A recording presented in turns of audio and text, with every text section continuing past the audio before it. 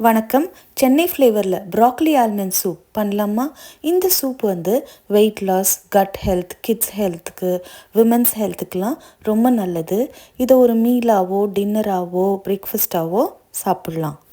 ஒரு பவுலில் 10 பாதாமை தண்ணியில் ஊற வச்சு தோல் எடுத்து வச்சுக்கலாம். இப்போ ஒரு பாத்திரத்தில் ப்ராக்கலி சேர்த்து இந்த பாதாமையும் சேர்த்து இந்த ப்ராக்கலி மூழ்கிற அளவுக்கு தண்ணியை விட்டு மூடி போட்டு வேக விடலாம். இப்போ காய் நல்லா வெந்து வந்திருக்கு. இதுலேருந்து அந்த ப்ராக்கலி மட்டும் எடுத்து ஒரு பிளெண்டர்லேயோ மிக்ஸி ஜார்லேயோ சேர்த்து அரைச்சி மறுபடியும் அந்த தண்ணியிலையே சேர்த்து நல்லா கலந்து விட்டு லோ ஃப்ளேமில் ஒரு 2 மினிட்ஸ்க்கு குக் பண்ணலாம்.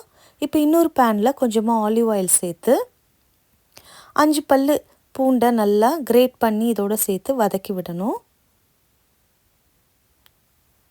ஒரு 1/2 டீஸ்பூன் வெங்காயத்தையும் சின்ன சின்னதாக நறுக்கி இதில் சேர்த்து நல்லா வதக்கி சூப்போடு சேர்த்து மிளகுத்தூள், தேவையான அளவு உப்பு போட்டு நல்லா கலந்து விட்டு லோ ஃப்ளேம்லேயே ஒரு 3 நிமிஷத்துக்கு கொதிக்க விடலாம்.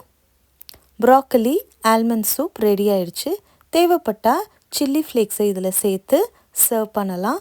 இந்த வீடியோ பிடிச்சிருந்தால் லைக் பண்ணுங்கள், ஷேர் பண்ணுங்கள், சப்ஸ்கிரைப் பண்ணுங்கள். நன்றி, வணக்கம்.